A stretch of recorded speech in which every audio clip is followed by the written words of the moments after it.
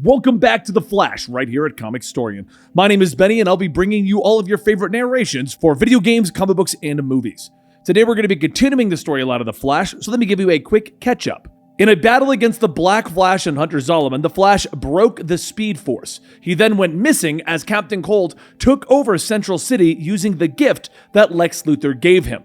The Flash broke out of the prison that he was in only to discover Central City has been divided by the Rogues and they are stuck in an endless winter thanks to Captain Cold. He tried to then take off his power-inhibiting collar so that he could battle against Captain Cold, only to discover that he had actually broken the Speed Force, and because of that, he was going to have to find a way to battle against the Rogues without his speed. He then teamed up with Golden Glider to go find the next person on their list. If you enjoyed this storyline, don't forget to smash that like button so that you too can gain the Speed Force and break out of your power inhibitors. I'll see you at the end of the video. With the snow blanketing everything, the speedsters, along with the rogue Golden Glider, push through the icy winds in search of the shelter. Golden Glider flies up telling everyone that they found it, and the storm reveals their location. Weather Wizard's home. The four of them climb down the destroyed battleship to get out of the storm, with Avery asking if this place is haunted. It's haunted, right?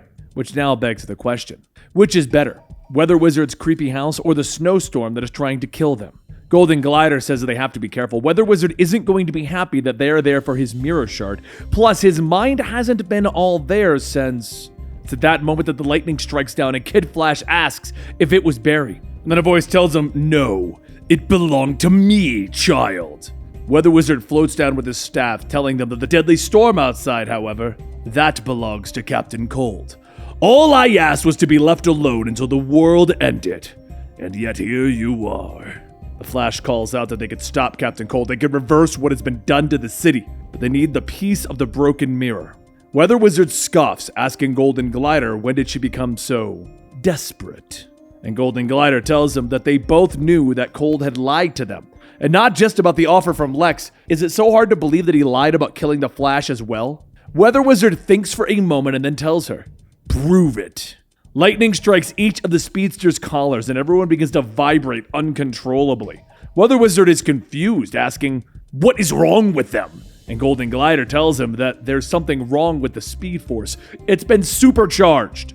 Weather Wizard then crashes down, telling them, then I will see if my powers can put them down. The Flash turns back and starts to create a giant vortex, shouting, I did not want to fight! Everyone tries to rush towards Weather Wizard, but as Flash gets closer, there's a thundering crack as some of the lightning from the Speed Force strikes Weather Wizard. With Weather Wizard stunned, Kid Flash yells that this is their chance. Get him!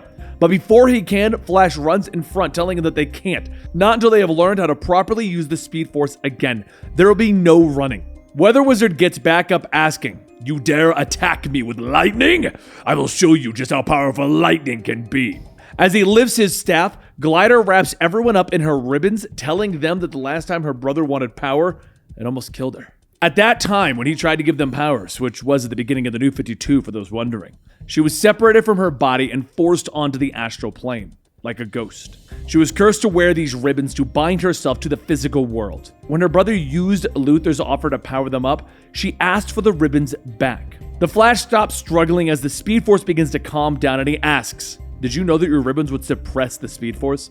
And Glider tells him no. They had no idea what they were truly capable of. That side effect must have been another gift from Luthor. Just another thing that her brother hasn't told them. What else has he lied to them about? Now with Glider's ability to indirectly control the Speed Force, Golden Glider wraps Flash up in her ribbons to allow him to try and focus and channel the Speed Force without exploding. Flash struggles as he vibrates, telling them that he just needs to get this under control. No matter how dangerous they are, he needs the Speed Force to save Central City, to help his family. Glider smiles, telling him that he sounds like a rogue. Their family too, willing to do anything for each other. People saw her brother as a criminal, but they don't know his past, how they grew up. Flash tells her that they don't know how he grew up either, but he didn't turn to a life of crime because of his past. As the two goes on, Avery calls out that Weather Wizard is ready, and Glider says that she'll fill them in. Once everyone is together, Glider explains that Luthor had broken Cold out of Belle Reve and offered him a deal of a lifetime. Using Luthor's tech, merged with Mirror Master, Len would be able to pull whatever he needed, whatever he wanted, out of thin air. He could create a whole army out of nothing, give them new looks, anything. It was all the rogues needed to finally steal Central City, and with Flash missing, it was just that much easier for them to do. They went along with it because they all trusted Cold, but the thing that Lex didn't share with them was his twist, that the Legion of Doom was going to destroy the world.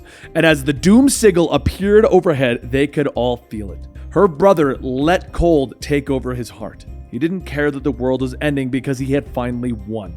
None of that set right with anybody on the Rogues. This wasn't what the Rogues wanted. But this was partly her fault because all of this was her idea. In the end, the mirror was broken and Len could only create low-level weapons, nothing huge.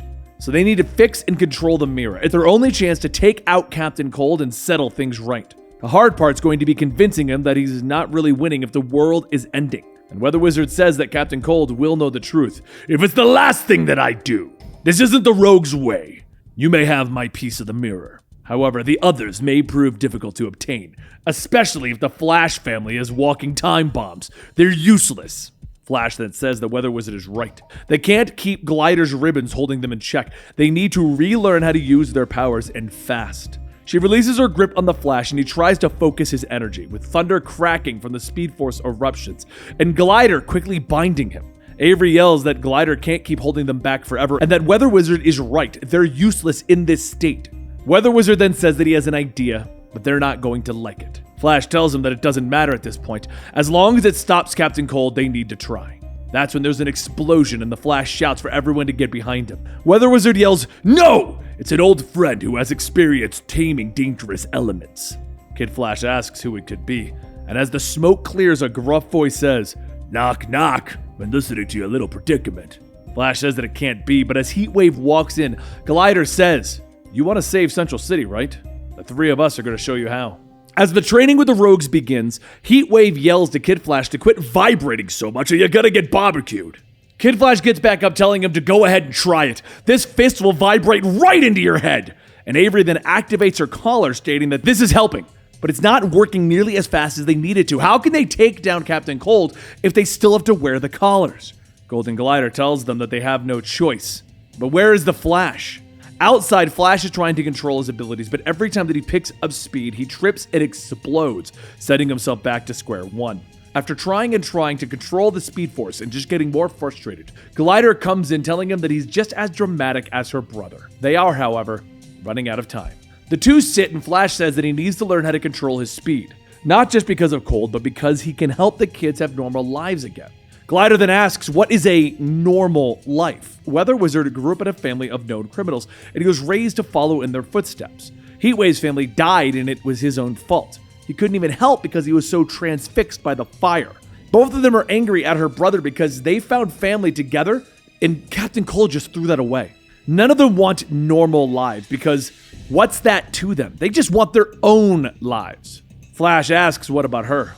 And Golden Glider flies off laughing, telling him that a girl will never tell. Flash then asks, you wanted to be an ice skater, right? Isn't that what you wanted before becoming a rogue? Couldn't you just go back to that? Glider looks out at the frozen lake, stating that the ice used to represent safety and freedom to her, but now it's danger. Flash tells her that he never did really learn how to ice skate. He was really too busy with his head in a book. Glider flies on, telling him that she'll teach him. He's run on water plenty of times, right? Just focus on the feeling under his feet and stop worrying about the Speed Force. The Flash decides to do just that, focusing on his feet, focusing on his speed, but not the power it's linked to. And he doesn't explode. He skates faster and faster, stating that he's doing it. He realizes that once he stopped analyzing the Speed Force and their problems and just let go, it all went away. It's not great, but it's a start. The kids need to see that. Just then, Weather Wizard lands between them, stating that he just received word from his contacts. They know where Mirror Master is and his piece of the mirror. The Speedsters and the Rogues quickly set out to the location that Weather Wizard acquired, and they find themselves standing in front of a frozen-over building. Heatwave begins to melt the ice to allow them inside once they get in. Kid Flash looks at all of the mirrors and asks, does Mirror Master love looking at himself, or what? Everyone cautiously walks forward with Weather Wizard telling them to be ready for anything.